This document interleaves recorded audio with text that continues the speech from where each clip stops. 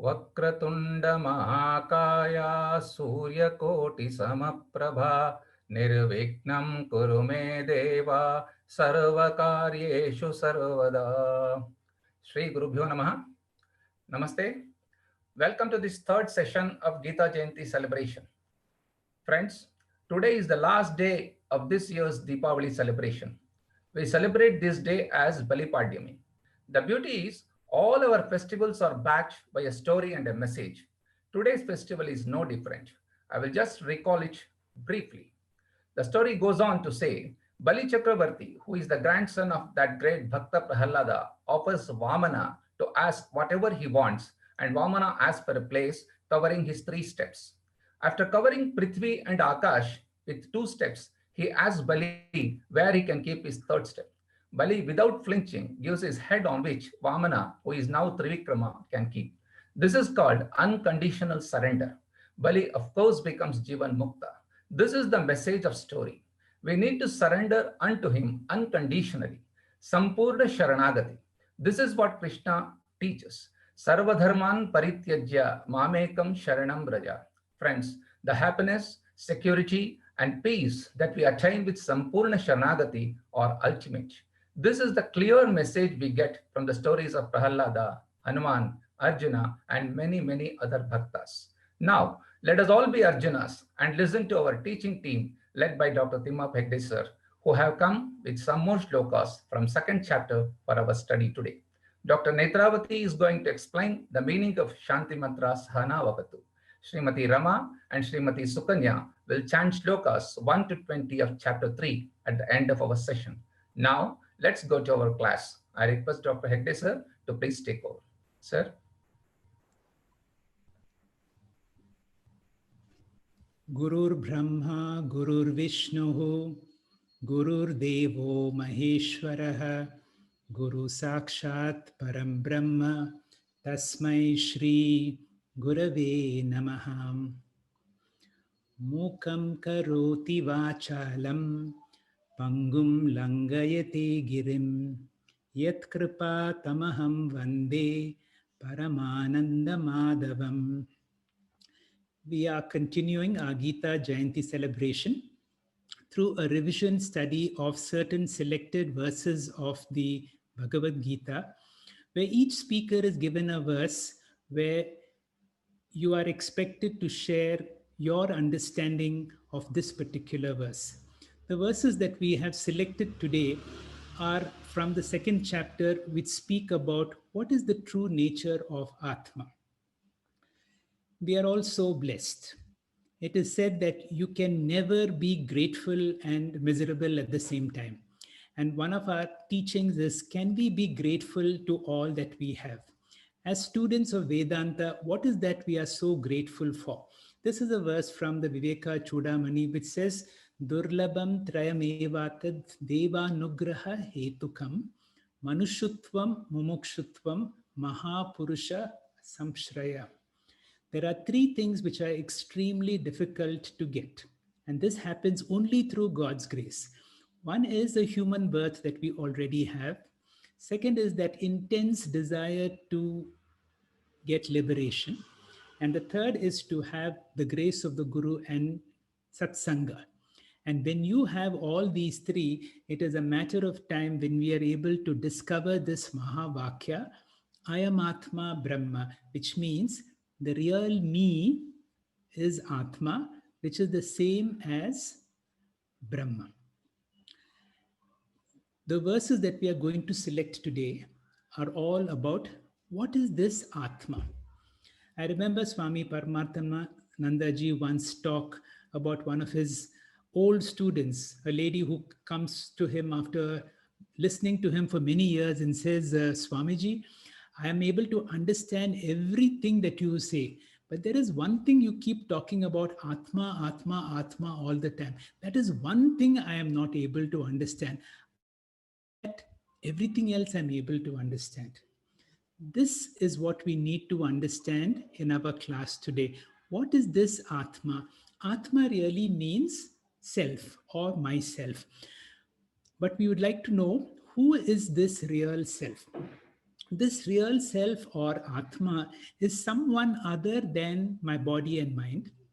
While my body and mind is limited, this Atma, which is also a part of me, is not limited by the limitations of the body. The other beautiful thing is when the body perishes, the Atma does not perish. And just because the Atma is not manifested because of a want of a body, it appears that the Atma does not exist, but that is not true. Atma continues to exist, but cannot manifest for want of a living body.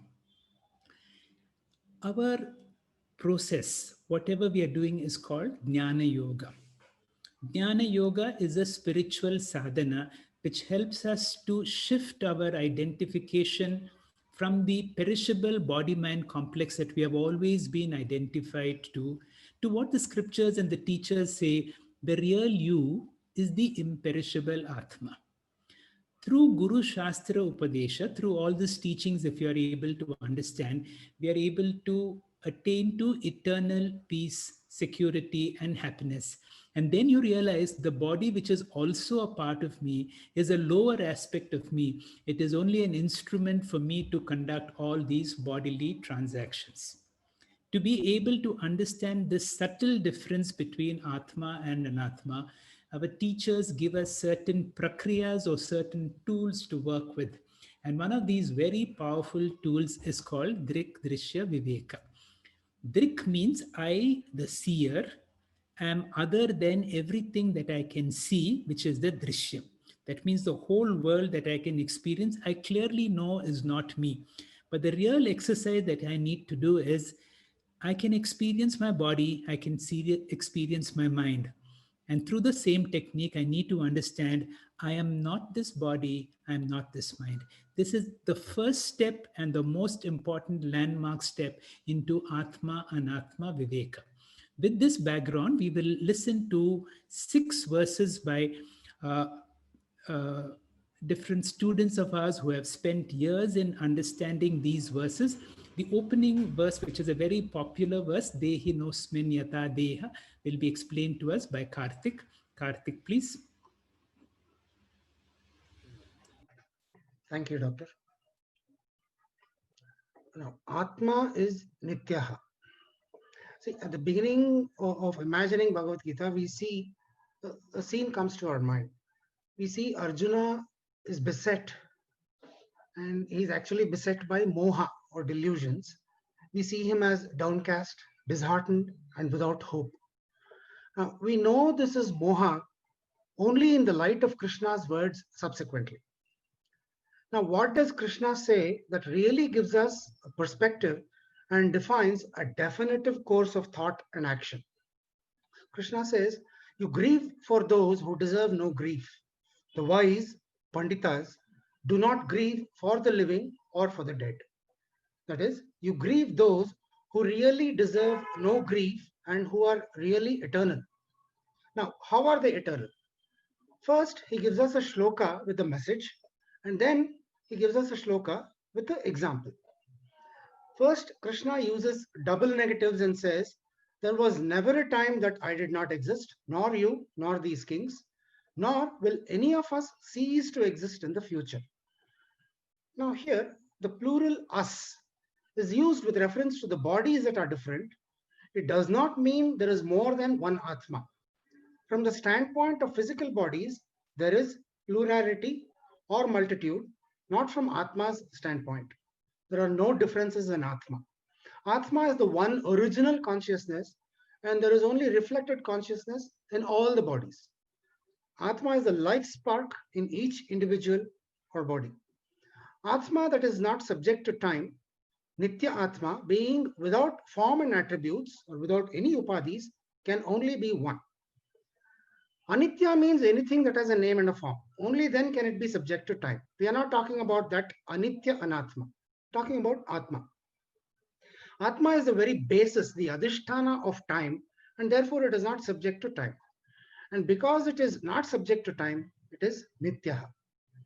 Another point is, instead of telling Arjuna that Atma is Nitya straight away, Krishna removed the notion of Atma being time-bound. So being timeless, Atma is not a cause for sorrow. Being ever-changing, Anatma is subject to time. Therefore, crying for Anatma is not wise. In fact, it is foolish. Both Atma and Anatma, therefore, are Ashochya. They deserve no grief or sorrow. Now, in the next slide, we see this nature of Atma is illustrated in the shloka through an example of a human body. The shloka can also be an example for Nitya and as well as Nirvikaraha Amsha of the Atma. In the shloka, Krishna says, if I am eternal, birth and death merely change the medium of interaction. The physical bodies are changed because they are worn out. The body goes through stages, childhood, boyhood, youth, and old age. And during these biological changes, my identity has not changed. I am the constant factor throughout. If one extends this concept a bit further, one is simply replacing the old body with the new, just as one changes old clothes for the new. Another word here is dhiraha. In this shloka, dhiraha is a discriminative person. And Krishna says the discriminative person does not grieve. The implication is that Bhishma's and Drona's body will go, but Atma, which has lent consciousness to their bodies, will not, will remain constant. Now, Shankaracharya says, in the next slide, Shankaracharya has a very unique view on this, which is very, very helpful and which will help us really understand the shloka very well. In his Bhashya, he says every impermanent object has 6 modifications. We know that asti, jayate, vardate, viparinimate, apakshiyate, and maranam. Now, nitya means marana rahita. Marana rahita means antima vikara rahita. Now, or immortal means free from death or free from the 6th modification. Now, we have no method of proving that Atma is free from the 6th modification because we cannot experience that Atma survives after death. Therefore, how do we do that? How do we say Atma is free from the 6th modification? Shankaracharya says very simple. If we can prove that Atma is free from the previous modifications, those 3, Madhyama Vikaraha, that is Vardate, Viparinimate, and Apakshiyate, then by extension, we can negate the Antima Vikara, death, as well. Therefore, in this shloka, Krishna first establishes that Atma is free from Madhyama Vikaras, and then says, just as the Atma is free from Madhyama Vikaras, the Atma is free from Charama Vikara or the Antima Vikara of Marana as well. Thank you, Doctor. Thank you, Karthik, for a very brilliant explanation of this very popular verse. Dehi nosmin yata deha kaumaram yovaram jara tata dehantaram praptihi dhirastaha na muhyanti. Krishna does not want us to grieve. And we always justify whenever someone you know and someone dies, we tend to grieve. And as you rightly said, we began by saying you're grieving for those who do not deserve to grieve because you do not know by our very nature as we are immortal. It is like people are playing a death scene on a stage. It is okay to act, but not to feel sorry about it. This is the real message. So Krishna wants to make a distinction between Deha and Dehin, the indweller within this body. And when the person dies, he says you don't have to grieve because it is not a complete death. Because the Atma is eternal. It is the body mind that goes through various modifications. This is exactly what happened in the death scene of Sri Ramakrishna Paramahamsa when he was dying of a painful throat cancer. And when the doctors finally said that there's nothing could be done, his wife Sharada Devi breaks down. And Sri Paramahamsa looks into her eyes with the conviction of the master and says, "Why are you grieving? What the doctors are saying are about my clothes. I will not die." He was able to convey to her about the permanence, the eternal nature of the Atma. She never went through any of the traditions a widow goes through because she was very convinced that Sri Paramahamsa, Ramakrishna Paramahamsa, is still alive. And this is a dhiraha, and such a person does not grieve.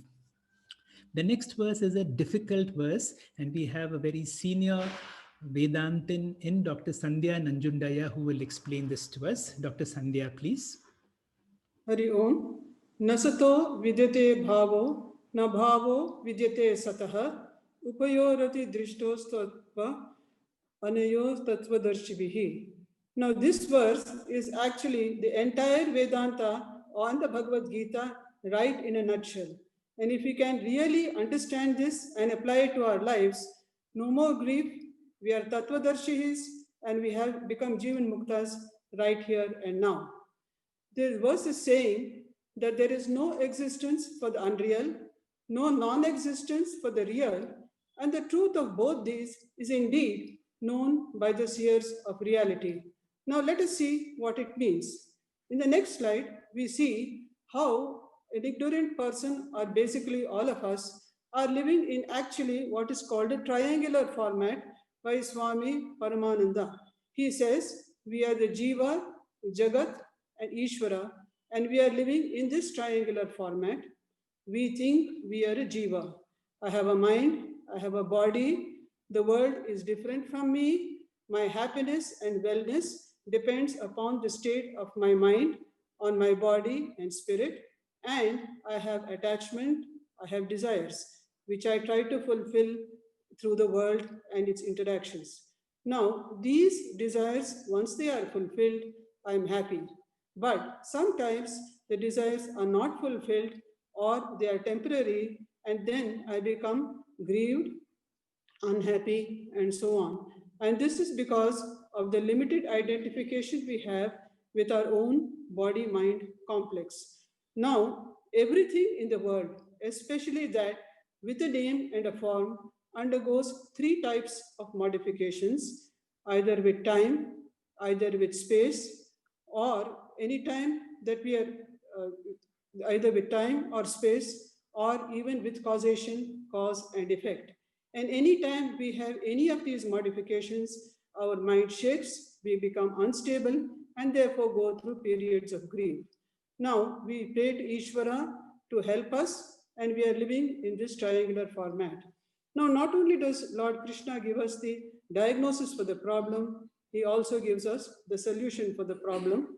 And what he is really saying, next slide please, is that we have to understand through Vedanta, study of the Shastras, our own understanding, deep sadhana, what is Atma, what is Anatma, and decide that the world, including my own body and mind, are Anatma. They have only limited incidental existence, while the underlying consciousness, which is existence, consciousness, is intrinsic, independent, prolonged, never changing, and so on. So I basically am the Atma and I'm dealing in an Anatma world. Now, when we understand this, then we become Tattvadarshis, because then no longer do we identify with the body and mind complex, and then we really are liberated right here and now. And this is the only solution that we have to overcome any grief or sorrow in our lives. Now, let us see, is this Atma anytime seen by us, even while we are Ajnanis?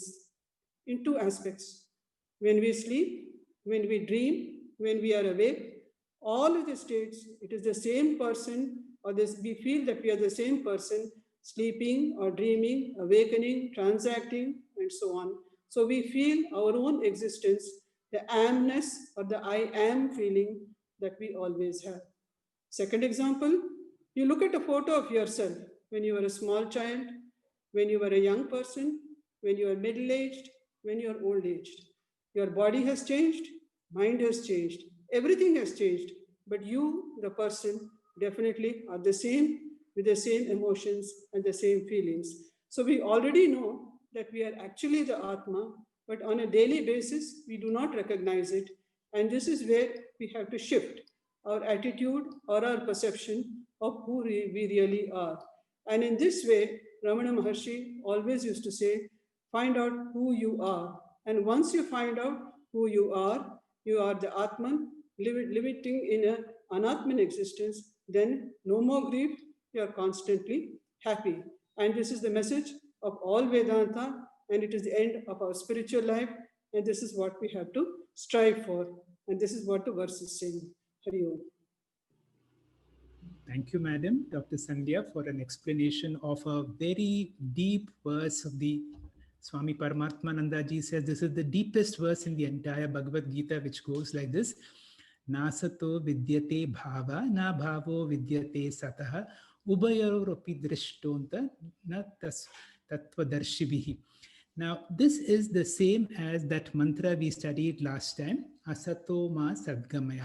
From that which appears to be real, please take me to that which is real. We are now studying the Bhagavad Gita. Early next year, we will move to look into the world of the Upanishads. The Upanishads talk of Sat, Chit, and Ananda. What is that which is existent?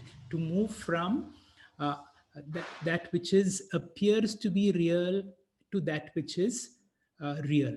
The whole world that we see around, the Anatma world, appears to be real, but according to the world of the Upanishads and the Gita, it is mithya. The real me is the one who is experiencing all this.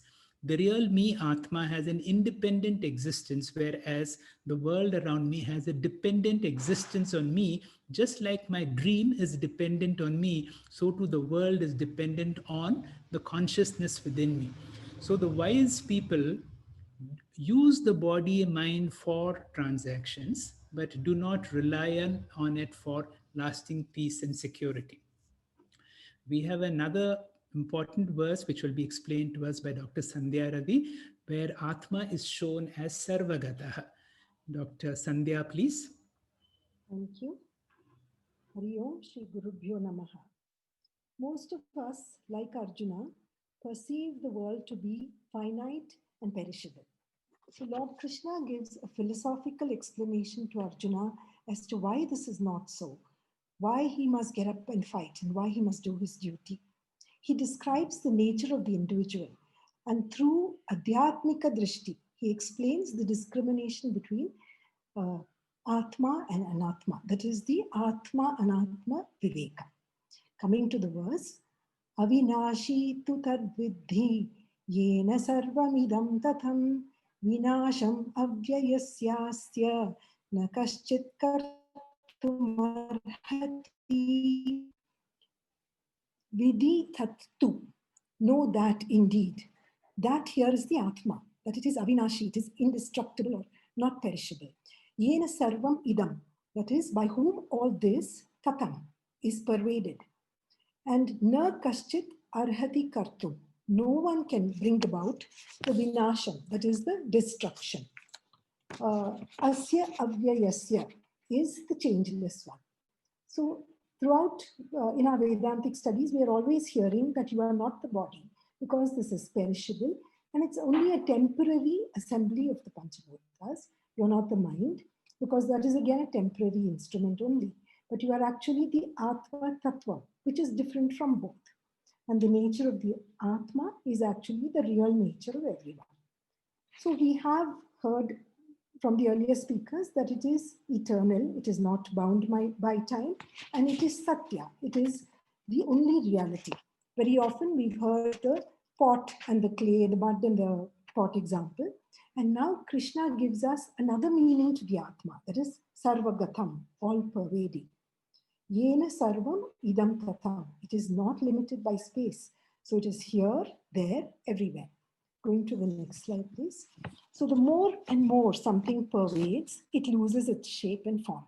So this all pervading nature of the Atma is difficult to understand. But if we liken it to the Akasha or the space around us and above us, because that is formless, it has no boundaries, the Atma is just like that. It is Nirakara. It is all pervading. It envelopes everything in this finite world around us. Now, looking at the difference between the Atma and the body exists, it has a form, and it is visible to everybody. The Atma also exists, but it is formless and it is not visible. So look at the room around you. You see the walls. You remove the walls, the room disappears, and all you have is just a space which may not be as useful as it was when the walls were there. Similarly, when the body is destroyed, the Atma continues, but is no longer available for transaction. Therefore, it is indestructible, Krishna says. Slide, please. So, yeah, so we're talking about the different forms of Atma. This is Sarvagata here. The key term here is Yena Sarvam Idam Tatam. So, this appears in several chapters in the Bhagavad Gita. In chapter 8.22, verse 22, Yasyantastani Bhutani Yena Sarvam Idam Tatam, Krishna says, the eternal, unmanifest, formless, in whom all beings reside, by whom all this is pervaded. Again in chapter 9.4, Maya Tatam Idam Sarvam Jagad Avyakta Murtina. The whole of this universe is permeated by me, the formless, all-pervading divinity. And finally, in chapter 11.38, after Arjuna has this Vishwarupa Darshanam, he says, Tvaya tatam Vishwam Anantarupa. It is you who pervade this universe, assuming endless forms. Na kaschit kartum arhati vinasham. So the God emphatically declares that none can cause the destruction of the Atma. And we now recognize the true nature or the all-pervading nature of the Atma, that is ourselves. Hari Om, thank you. Thank you, Dr. Sandhya, for another nice explanation of Atma as Sarvagata, all-pervading. The key word, as you nicely explained, is Yena Sarvam Idam Tatam, that which pervades everything. And that which is pervading inside and outside and everywhere is the infinite principle. And therefore, the infinite principle, Tat Vidhi, no, it cannot be destroyed. Whenever you see ancient temples and places, various monuments that have been destroyed by invaders, you will see these symbolic structures may be destroyed, but the real Atma Tattva is indestructible. And that is what we need to know. In this verse, the Atma is comparable to space. Space has no limitation. Space is both inside and outside. It has no form. Anything that has form is limited. Because space has no form, it is all pervading. And because it is all pervading, it can be only one. Bodies are many, but Atma is only one, and Atma is comparable to space. The next presentation about Atma again is another important verse by Mamata Shankar. Over to you, Mamata. Bhyo namaha. Antavanta ime dehaha nityasyokta sharirinaha anashino prameyasya tasmadyudhyasva bharata. The highlights of this verse is the body is perishable and this body belongs to Atma, as the body does not have independent existence. The Atma is eternal, all-pervading and aprameya. Hence, Arjuna is advised to fight this righteous war. Elaborating further, Shri Krishna says, Atma is nityaha, it is eternal.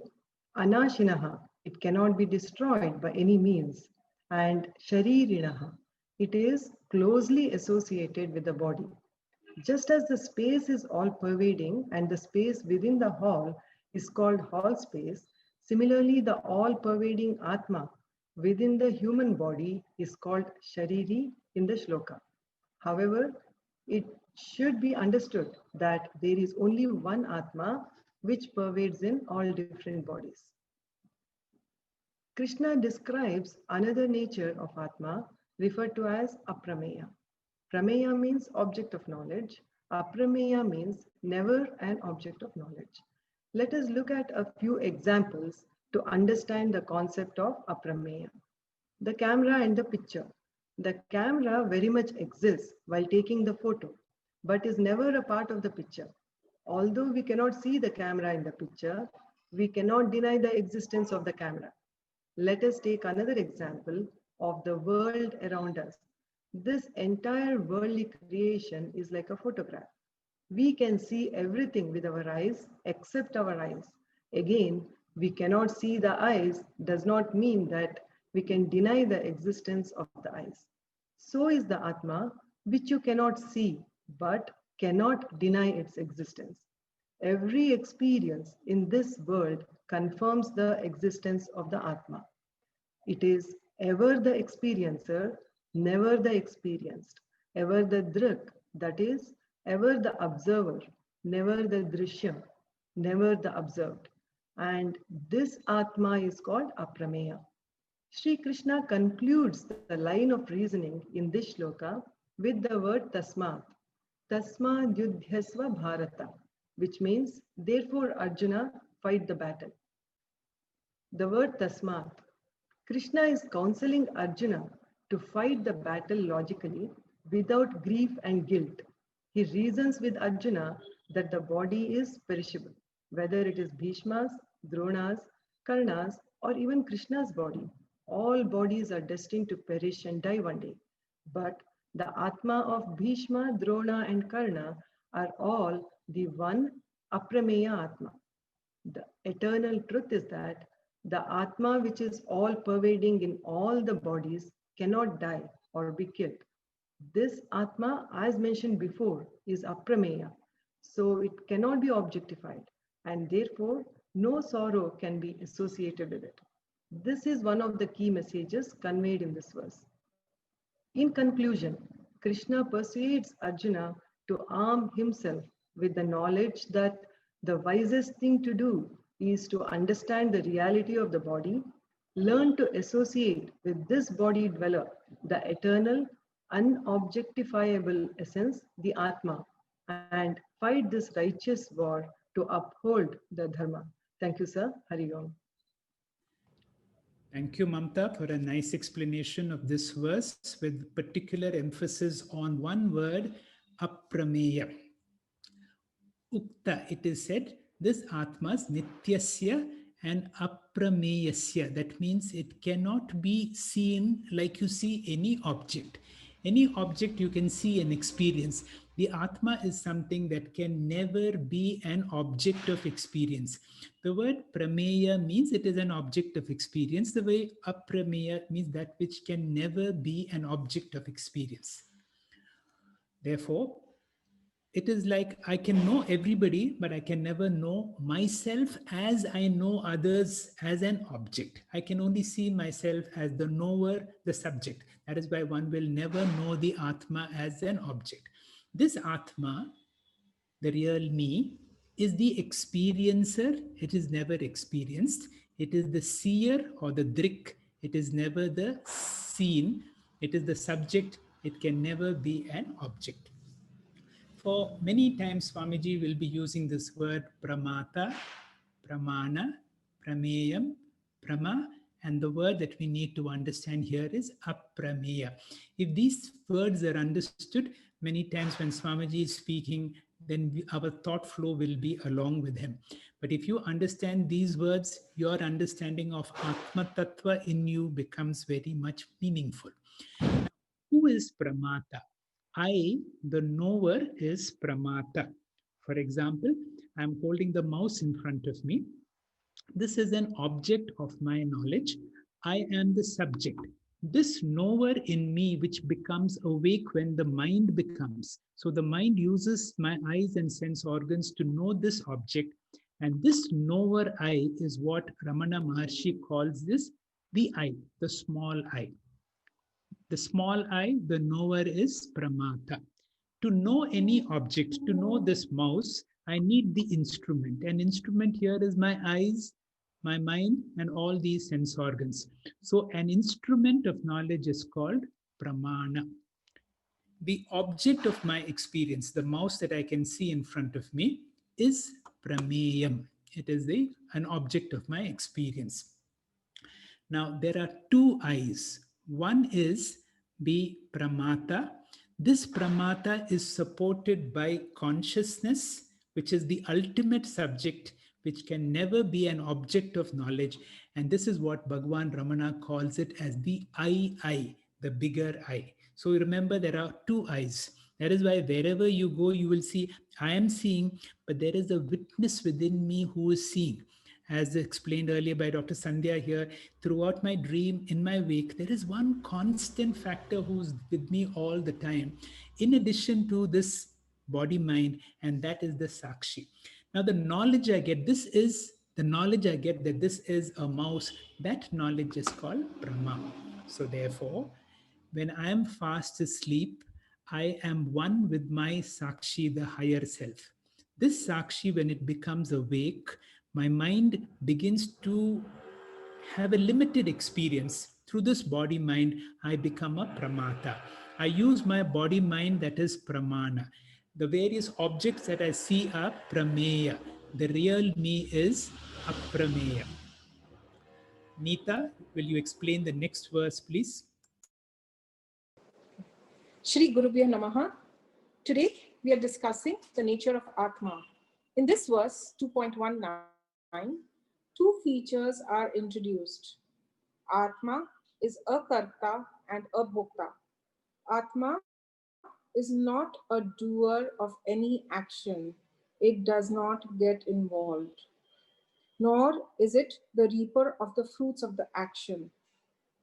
Just like space, all actions take place in space. Space accommodates everyone, everything, but it does not get affected, nor does it participate in any of the actions that take place in it. Same way, light. Light illuminates all actions, but light doesn't take part.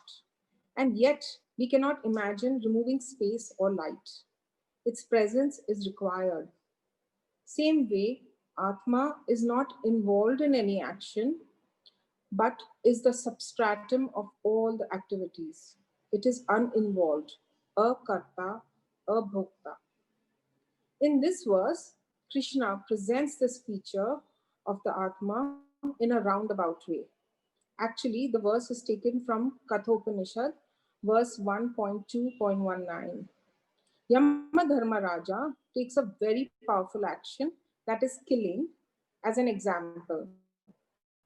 He says, Atma is not the slayer, nor does it get killed. Na yam hanti na hanyate, the last line, the last few words.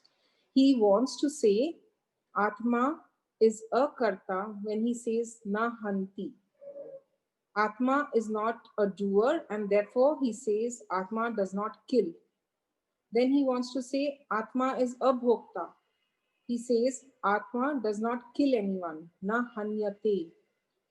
In the verse, Krishna also quotes Ya enam veti hantaram yas chainam manyate hatam ubhautau na vijanito. Enam refers to Atma here. A person who thinks Atma is the killer or the person who thinks Atma is killed, both are ignorant. Such people, they do not know. This is a crucial verse, and many other Bhagavad Gita verses are based on this verse. With this Atma Lakshana, some of the corollaries arrived are, if Atma is a karta, that means it is not associated with action, it is free from all karmas. Therefore, it will not reap the results of karma too. No karma phalam. There is no punyam or papam. There is no sanchita karma or prarabdha karma or agami karma. If Atma cannot be killed, there is no question of punarjanma, no death, no rebirth. It is free from all, free from samsara. That is my true nature. Then what do we talk? Why do we talk about karma, rituals, tarpanam, yagnas? It is only for those who do not know the real nature. For a jnani who claims himself as Atma, I am the consciousness behind the body, sense, and mind. I am a karta, a bhokta. All actions belong to the relative world. Next slide, sir. All actions belong to the relative world, which are superimposed on the absolute self. Vedanta will work only when we can remove this kartritvam bhava and bhoktritvam bhava. In the binary format, where I alone am, there is no doership, no I am akarta, a bhokta. In the triangular format, I see myself, I, one, is seen as many. I become separate from the world and the Ishvara. And then, how do I work in this world? I work as a karma yogi. In every action, I show inaction as an instrument of God. I do my kartavya palan with total bhakti bhav, Ishvara arpana and Ishvara prasada buddhi, with total faith and dedication, sincerely but not seriously. Swamiji says, don't worry on the path. Practice will make us work. We go around in the world in the triangular format, but claim our true real nature as a karta and a bhokta. Thank you. Hari Om. Thank you, Neeta, for explaining a very difficult verse where Atma is seen as a karta and a bhokta.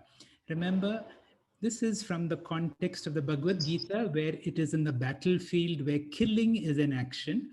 And it is also originally from the Kathopanishad, where Yamadharmaraja is the god of death. So the theme here is about killing, or the word hananam means to kill.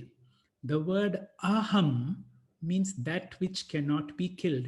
What do we call ourselves? We call ourselves aham.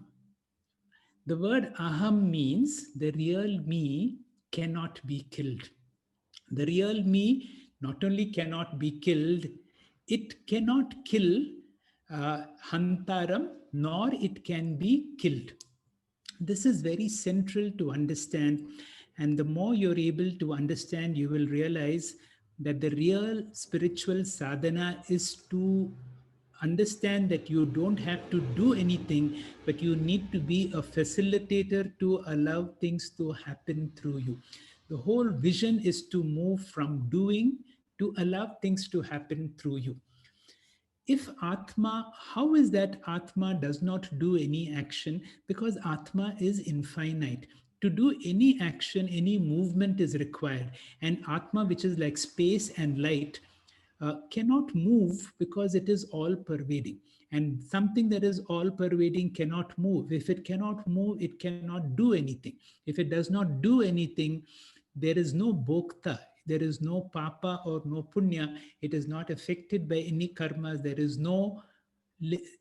no death for such Atma, and there is no consequence rebirth. We have one more verse which summarizes all that we have learned so far. Shiv Kumar, if you can explain this verse to us. Shri Gurubhyo Namaha. The divine teacher, Krishna, repeats the first line across many verses to emphasize the important spiritual principle for us to fully grasp and imbibe the knowledge that Atma is not an object. In the next slide, let's see the first line of the verse. Achedyoyam adayoyam akledyo sosya evacha.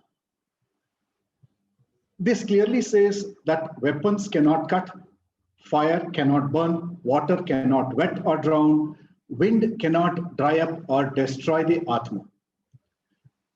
In the next slide, the features of Atma are explained by Krishna in the second line of this verse, that is, Nitya Sarvagathas Thanur Achaloyam Sanatana. Nitya means it is eternal, immortal, changeless, not bound by time. Sarvagatha, it is all-pervading, locationless, it is beyond time and space. That is Kala Athita and Desha Athita. An example to illustrate this, we have already heard, I am repeating. The presence of electricity is evident with the light emitted by a bulb, but existence of electricity in between in the wire is not evident. So too is consciousness or Atma. Sthanuhu, it is changeless or stable. Here, stability comes from the fact that Atma is all-pervading and not limited by space. Achalaha, it is motionless. Sanatanaha, it is ever fresh, permanent. Satya, it is a reality which exists independently, whereas everything else is dependent on the Atma. Aprameya. Atma is ever the experiencer and it is never the experienced. It is ever the subject and all that we experience are objects, the Anatma. The camera example, which we have already heard, I'm repeating, illustrates this very well. Camera can take pictures of everything except of itself. Every photo proves the camera, but the photo itself does not include the camera. So too, every experience can only prove an Atma, but no experience includes the Atma. Hence, I, the Atma, am ever the seer, never the seen. This is Aprameya. Akartha Abhokta. Atma does not do any karma or action, nor does it reap the karma palam. Nirvikaraha is being free from all 6 modifications, namely potential existence, birth, growth, change, decay, and death.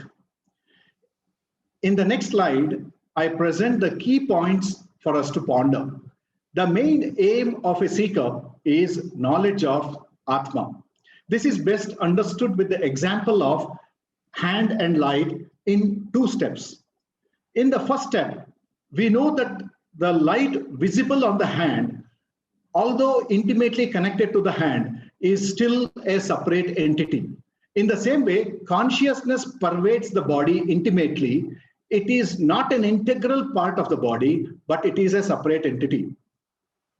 Having separated the body and consciousness, in the second stage, the next aim is to ask the question, which one of these 2 am I, and which I should claim as myself.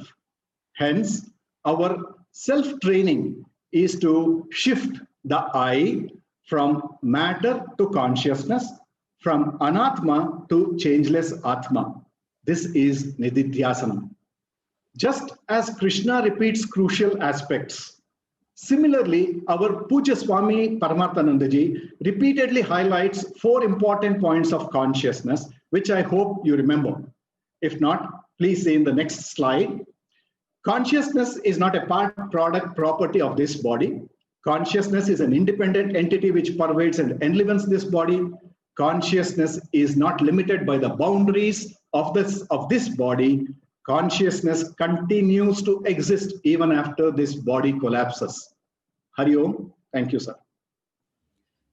Thank you very much, Shiv Kumar, for a brilliant explanation. With that, we have come to the end of this Atma topic, where this last slide summarized that the Atma cannot be touched by any of the 4 elements except space. It cannot be cut, it cannot be burnt, it cannot be wet, it cannot be dried, because it is eternal, it is all pervading, it undergoes no modification. And this Atma is my real me. And that is what we need to be able to understand, that by nature we are immortal. And that is why we have this innermost urge to be immortal. With that, we come to the end of the presentation of the verses on Atma. Before Netra begins, these verses that you've heard are one of the most difficult verses of the whole Bhagavad Gita, which talk about our true nature, which is the essence of the Upanishads. And it is through the Guru Kripa, through Ishvara Kripa, it is a joy to see so many of our students being able to understand and explain them. It is not that they are parroting. I know through their own lives how these verses have transformed them, and they've been able to explain. They've been able to explain their understanding of this particular verse. Dr. Netra will now explain Shanti Pata of the Taittiriya and the other Upanishads of the Krishna Yajurveda, a very beautiful and a very popular mantra. Over to you, Dr. Netra, please. Namaste. Hari Om. Shri Gurubhyo Namaha. Om Sahana Bhavatu is a Shanti Pata which is derived from the Krishna Yajurveda, Taittiriya Upanishad and Krishna Upanishad. This basically is chanted before anybody begins most of any auspicious event, project, or any occasion. Basically, a Shanti Pata is usually done to calm a person's mind and his surroundings and to remove the obstacles. So let us go through this mantra. Om Sahana Vavatu Sahanau Bhunaktu Sahaviryam Karavavahai Tejasvinavaditamastu Ma Vidvishavahai. Om Shanti Shanti Shanti. So this Shanti mantra is a very beautiful and very common mantra which is practiced most of the time, usually when we are going to invoke any knowledge or something. We are aware that most of the Shanti Pata or the prayers are invoked for our physical, mental well-being, if we want a long life, wealth, etc. But this is one of the Shanti Pata which is invoked for knowledge. So here we, that is the Guru and Shishyas, have joined together in our pursuit of knowledge, and let us be without any obstacles. So let us go through the word meaning. If you see, the first word is the Om, that is the eternal truth, Brahman, Atman, which all of us are trying to pursue. Sahana Bhavatu, protect us, protect both the Guru and the Shishya in our pursuit of knowledge so that we understand these knowledge better without any obstacles, without any hindrances, and we are able to understand without wrong meaning. Nahabhavatu. Next word, Sahana Bhunaktu. Let us be nourished. Let us be protected so that the knowledge or the jnanam what we have gained, we will be able to assimilate that and become a jnana nishta. So if we see, the word protection has come twice. First, to help us in gaining knowledge. Second, in helping us to become a jnana nishta. Saviryam Karavavahai. So let us do this together. We, that is the Guru and Shishya, both of us should work towards this knowledge accumulation. And this is not just the responsibility of the Bhagavan. Atma Prayatnaha and Ishvara Anugraha both should be there in this pursuit. Na Vadita Mastu. That is, whatever we have gained, let it be retained so that there is a Medha Shakti, Jnana Dharana Shakti, and this will enliven, that is Tejasvi, bright, enliven, and there is clear meaning without any confusion. Ma Vidvishavahai. Let there not be any animosity between the Guru and the Shishya. Let there be a cordial relationship. From the Guru, the attitude should be of a love and caring, and from the Shishya, it is about faith and respect, with which both of them will be able to go through in this pursuit of knowledge. Finally, remove all the obstacles. Om Shanti Shanti Shanti. That is obstacles, both the visible as well as the hidden obstacles. Drushta, Adrushta, Pratibandha should be removed. Most of the time, there are three different types of obstacles which are encountered. The first obstacle is the physical and mental well-being, which should be there in me so that I am focused in trying to attain this knowledge. That is Adhyatmika Vignaha. Second is the immediate surroundings from where I'm trying to gain this knowledge. That is the place and the noise, nothing should be there. That is Adi Bhautika Vignaha. And finally, the Adi Dhaivika Vignaha, which is because of natural forces.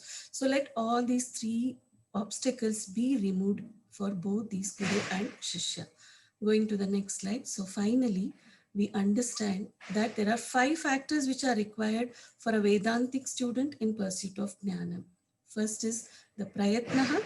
Second is the Medha Shakti, Jnana Dharana Shakti. Third is a healthy relationship between the Guru and Shishya.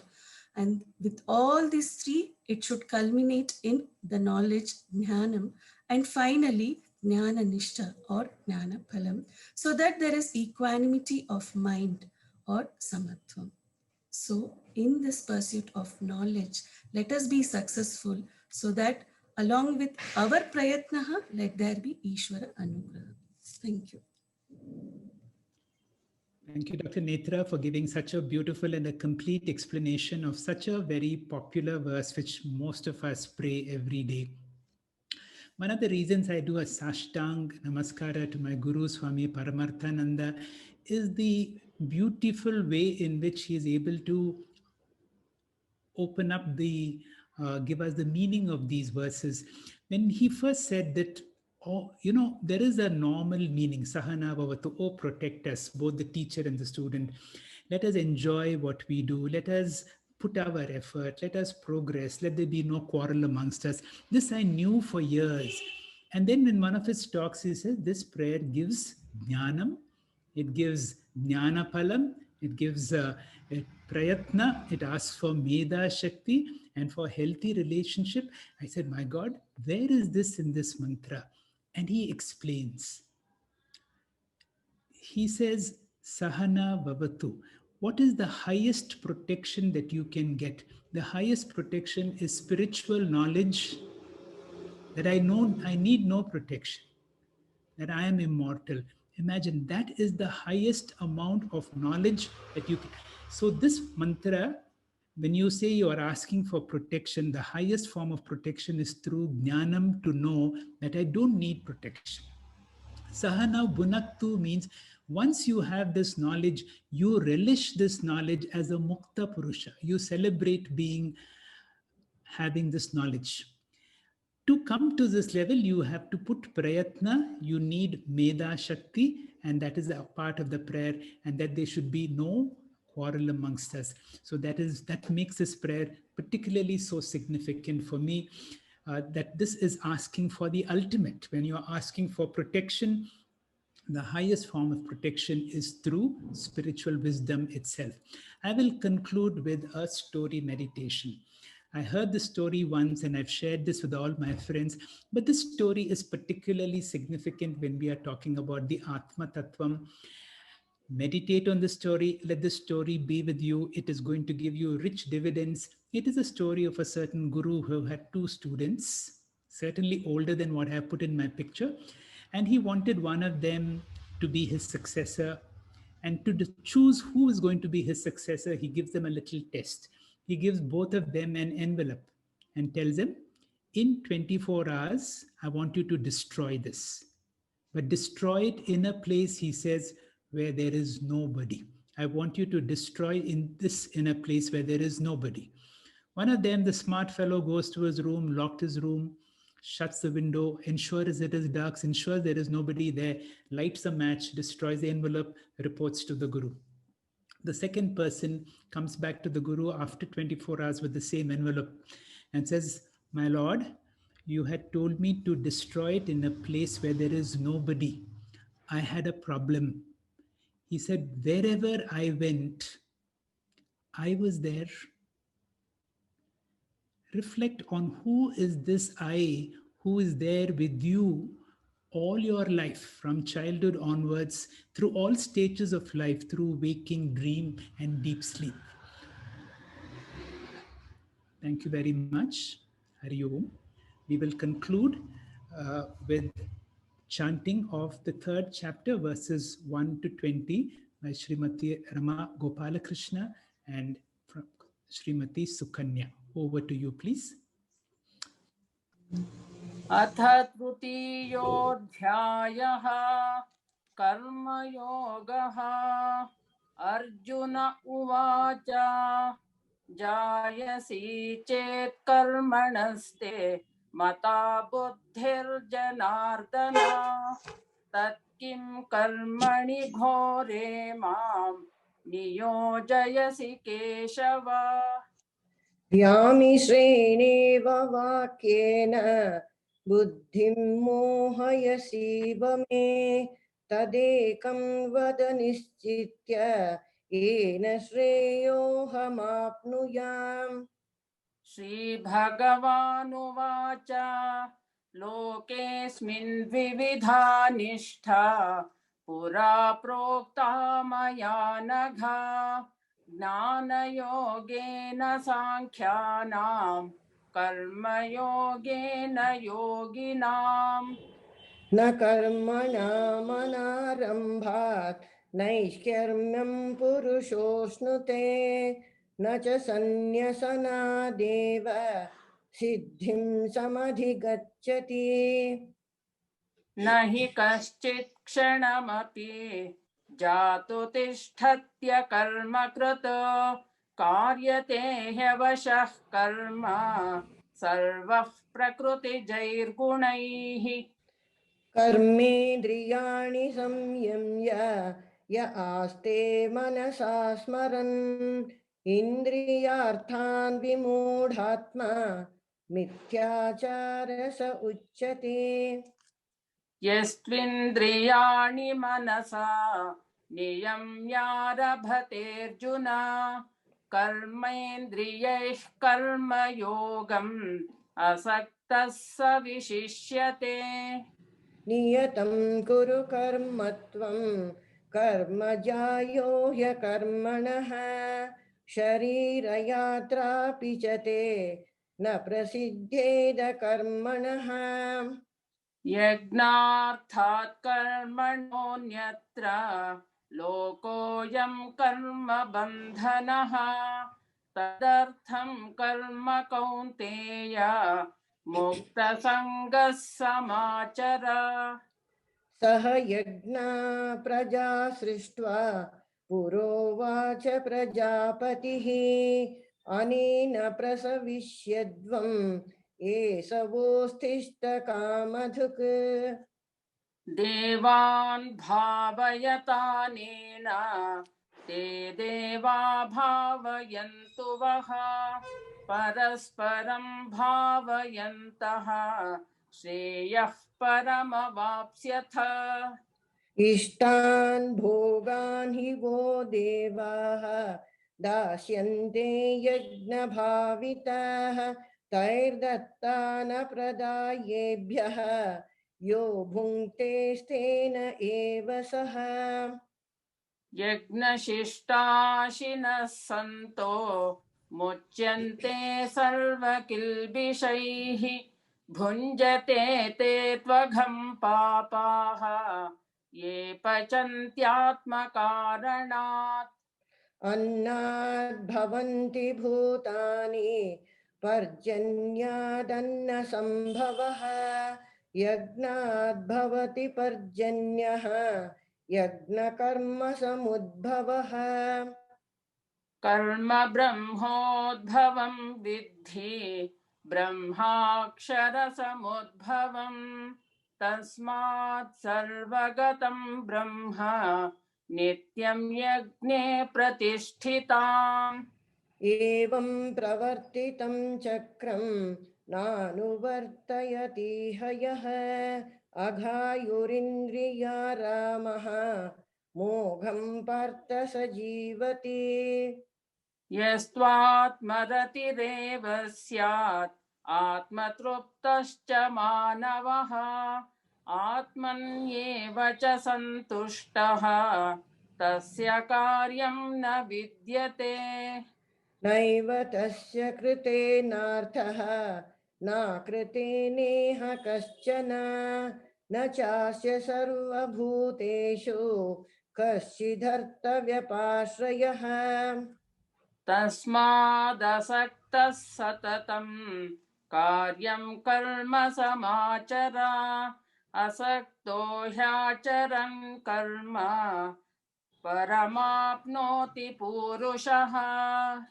कर्मणैव हि संसिद्धिम् आस्थिता जनकादयः लोकसङ्ग्रहमेवापि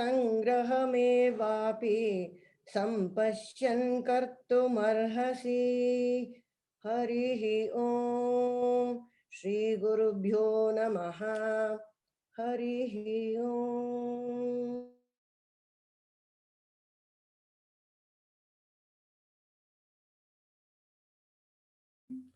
Thank you, friends, for a patient hearing. With this, we have come to the end of today's session. On Wednesday, that's on 18 November 2020, we will come out with some more shlokas for study. Until then, let us contemplate on today's class. Let's meet on Wednesday evening, same time. Please log in before 6:45 p.m. local time. Let's conclude with the Shanti Mantra as usual. Om Purnamadah Purnamidam Purnat Purnamudachyate Purnasya Purnamadaya Purnamevavashishyate. Om Shanti Shanti Shanti Hari Om.